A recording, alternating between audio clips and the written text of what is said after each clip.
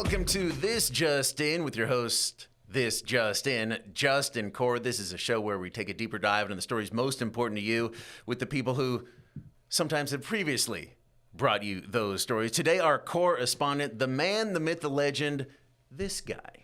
It is now 10:34 on Thursday, December 23rd. Good night, everybody. I'm retired.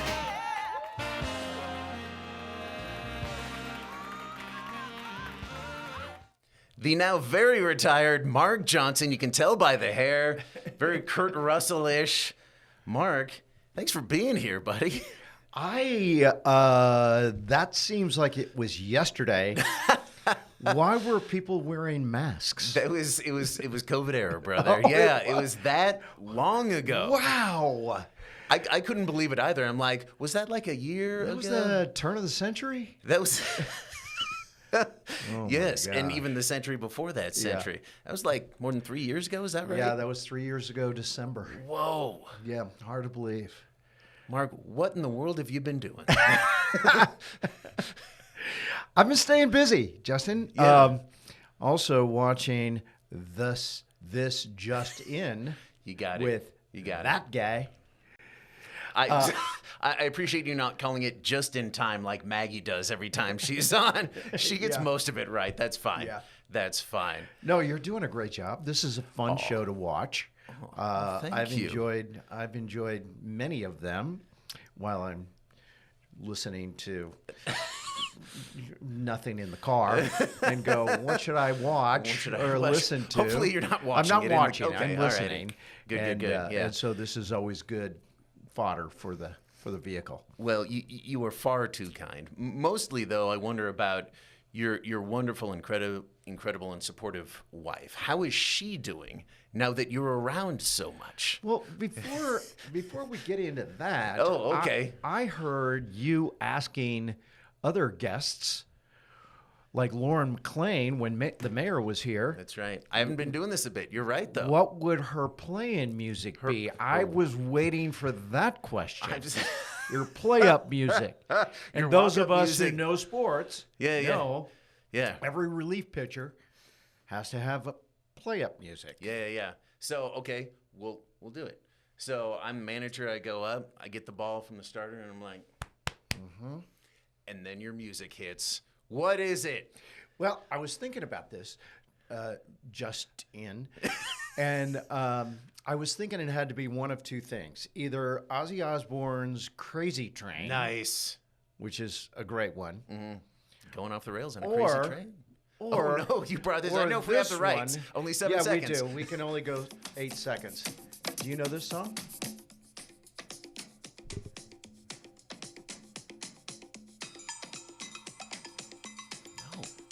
Her name was Lola. She was a showgirl.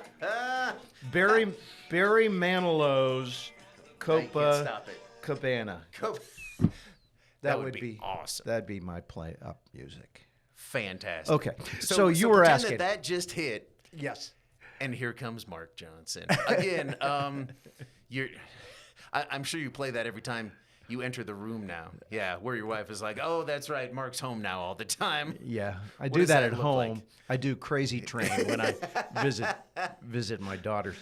But you know what? My wife is amazing, and she's one of the biggest reason why I retired when I did. You know, in 40 years, I've never been home between the hours of 7 and 11 at night.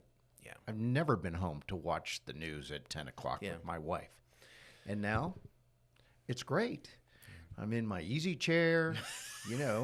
Got your slippers on. I got my slippers on, you know. Little nightcap, yeah. Maybe. Maybe. And it's delightful, and she and I are loving life. 32, going on 33 years of marriage, and it's fantastic. We love it. Man, good for you, buddy. So that's where we are now. Let's go all the way back to the beginning. You grew up in Missouri, as I love to call it, even though the people down there are like, I've never heard it called that. Missouri. If you're from Missouri, Yeah. it's Missouri. Missouri. Isn't that wild? I love that. It is. If you're not from Missouri, it's Missouri. Missouri. Yeah. Yeah. Absolutely. I like to say my wonder years were in St. Louis. I was there junior high, high school, and then, of course, college in Missouri. But my dad was in retail with Target stores. Oh, really? And so, yeah, I grew up in 4 states. I grew up in Minneapolis, started in Milwaukee. My dad's first job was in Milwaukee, Wisconsin in 1957 when he got season tickets to the Green Bay Packers, and hence the reason I'm a Packers fan for life. Mm-hmm. And then we lived in Chicago and Iowa and eventually in Missouri. I was in 11 schools in the first 13 years of my education. Was that tough? I think it really kind of helped me become who I became. Yeah. Because I was in 3 schools in 4th grade.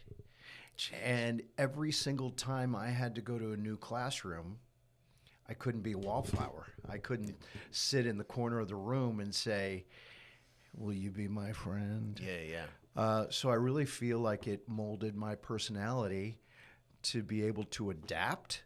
Yes. Make new friends. Yes. Have a personality. Read the room. Read people, the room. Yeah. Yes. Yeah. Start conversations just from zero. Yeah. I also got a lot of crap, if you will, for my accent. Growing up in the Midwest, in Minnesota, you'd go downtown, and that's my house, and that's our car, you know. Oh, jeez. And and when I moved to St. Louis, kids would say CAR for us. Just listen to him. Listen to the new guy. And I'd go, car. And they'd go, ah. So I had to neuter, for lack of a better word, my accent. And I really feel like that served me well in broadcasting because, you know, a lot of broadcasters that work in markets in the Northwest that come from the South bring a little bit of a twang. Yes. And you can tell they're not from here. Mm-hmm. I didn't want anybody to say, "Where's that guy from?" Right. He's not local. He's not local. Where is he from? So I really worked hard on that. But long answer to your question, ending up in Missouri from where I had lived, I think really helped me and shaped the direction I wanted to go. Mm-hmm. And then, as you already alluded to, MIZ, ZOU. You went to one of the finest journalism schools on the planet, University of Missouri. What did you learn there besides everything? You know, it's funny. It is one of the top journalism schools in America, along with Columbia and Northwestern and Syracuse. Yeah. Washington State, if you ask people around here. Exactly, Washington State. But I'm going to name drop now. Please. Okay. A couple of buddies of mine went to Syracuse, Bob Costas and Mike Tirico. Both Are you went, serious? Yeah. Well, I know they went there. Yeah, both went to Syracuse. So when I would get together with Bob or Mike, we had the same agent. And so we would see each other a little bit in Milwaukee or in Green Bay or at games, whatever. And we would talk about our alma maters. And they would say, "Yeah, we've got Ted Koppel. And, you know, we got Aaron Sorkin." And I'm like, "Yeah, well, we've got Jim Lehrer and Brad Pitt and Sheryl Crow. John Hamm, yes. We win." Yes. We would have these arguments before John Hamm started. Before John Hamm was a thing, John Hamm. Probably in the same class as John Hamm. We win. So we used to go back and forth on that. But Mizzou really did help me because it was one of these journalism schools that had an on-campus, commercially run television station. Yeah. But the newsroom, with the exception of the full-time employees, the news director, you know, the executive producer, the main anchors, but the newsroom was run by students. Wow. So you would sit in the editorial meetings, much like you do here at Channel 7 in the newsroom, and decide what are the stories of the day. Mm-hmm. And at Channel 7, it's the largest newsroom in the state for television. But at the same time, there's not 40 or 50 reporters like there are in Columbia. So we were scratching, begging, bribing the news directors and the producers to let us do our stories on that night's newscast. And so it really helped us as kids learn about the business and what it takes and how much of a storyteller, how important that is to get your stories on TV. Because if your story that you want to do doesn't have a beginning, a middle, and an end, and doesn't hit everyone watching in some fashion, you ain't going to get on. Right. Not going to get on the air. So, and I think when people outside the business hear that this is a ultra competitive business, it is, but not just for jobs, not just necessarily for ratings. For me, I think you have to compete against yourself, but it's also just for that in newsrooms like that, where it's just competition between your coworkers on a daily basis to try to get on the air, to try to get your story on the air, to try to get your ideas on TV. And to hone in your concentration as well. One of my final exams in a writing class, in a journalism writing class, the final exam was a live exam where they had this huge speaker next to you, and you had your typewriter. These are in the days before computers. We had typewriters, and the professor would rip off a piece of wire copy. In those days, they were wire copy, and it would be a huge page of something going on in the world. Mm-hmm. And you would have 15 minutes to decipher that story and make it into a 20-second reader, as we call it on TV or in radio. So take this story, condense it, all of the facts and the story into a 20-second reader while a ticker tape was going on, while music was blaring, while people were talking in your ear. And you had to read this and then bang it out. And I was like, that's not the way a real newsroom is. And then you got to do a real newsroom. It is. Absolutely. And if you're going to be an anchor or just a journalist reporter, you have to shut out all the noise and that pressure. You just have to understand that I have to be the rock in the storm here. Right. Yeah. Because the two-way radio is going. Yeah. You've got a scanner going. You've got the network saying, attention stations, we're going to have a breaking news out of NBC coming up in 5 minutes and 32 seconds. Prepare for this. And everybody's scrambling. And, I mean, it's chaotic. And I think I miss that the most. You can swing by anytime. There'll be plenty of chaos around No, you. I miss you guys the most, but I miss the chaos as well. Speaking of chaos, your first job in the actual business, beautiful Cape Girardeau. I've heard Missouri, a town of about 60,000 people. Right. On the Mississippi River. Not too shabby. Yeah. Great views of the muddy Mississippi. Right. How did that go? What sports did you even cover there? Well, Cape Girardeau is what they call a hyphenated market. So the CBS was in Cape Girardeau, the NBC was in Paducah, Kentucky, Of course. the ABC was in Harrisburg, Illinois. And so we covered 5 states. Whoa. Our weather cast every night was like 5 minutes because they had Southeast Missouri, corner of Arkansas, corner of Kentucky, a corner of Illinois, and a quarter of Tennessee. And so on Friday nights for Friday night football games, I got in a van with a camera and went to 5 high schools in a 5-state region because that was our market. It prepared me very well for the future. And when I came to Boise, I was like, we're only covering 1 state? and only one market. Yeah. From Mountain Home to Ontario. Yeah, little that's taste it. of Oregon. Little taste of Oregon. That's about it. Yeah, that's it. It's Vail. It's easy. That's nothing. So, but it was pretty incredible. Home of Rush Limbaugh, by the way, Cape Girardeau. Yeah. Andy, his brother, was a good friend of mine. Oh, really? But I digress.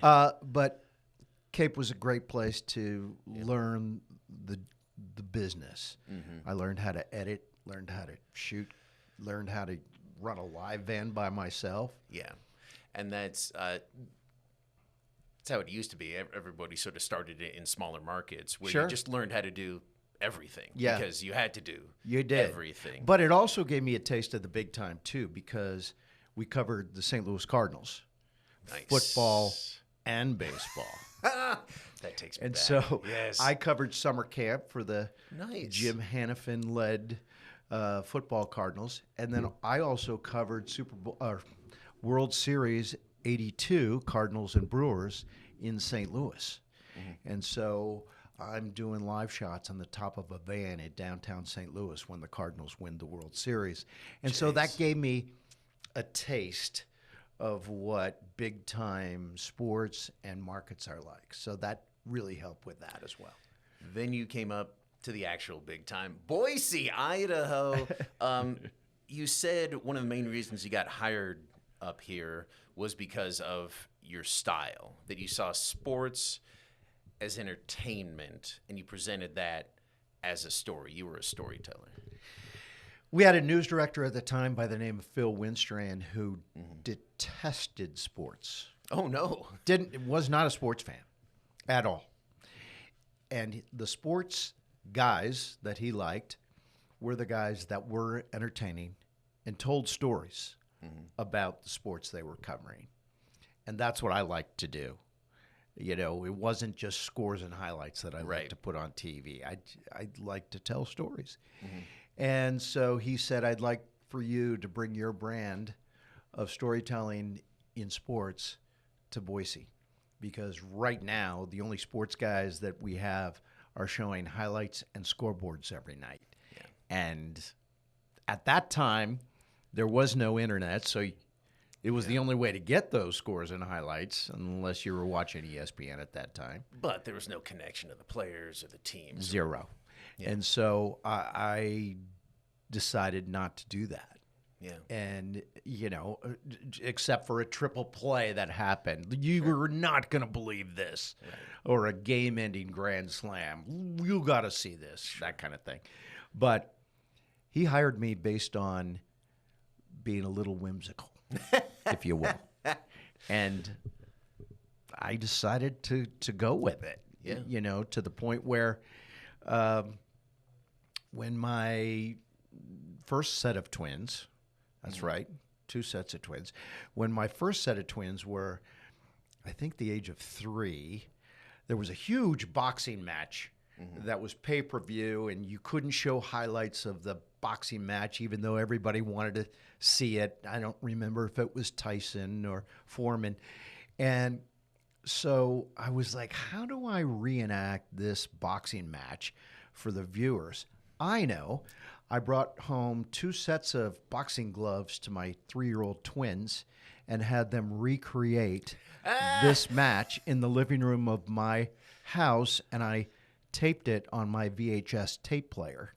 And, of course, they reenacted. Okay, now, Lindsay, you fall down after Hannah pretends like she hits you. Okay, we all fall down. Boom, she goes down. And, of course, they didn't actually hit each other. Promise. Promise. But we showed that night. Down goes Frazier! And people loved it. They talked to me about it in stores and in restaurants, and people loved that, and so did the news director, because you couldn't show pictures or anything. Yeah. And So you found a way to tell that story. and again. told the story. Yeah, absolutely. More with Mark Johnson about his incredible career after this.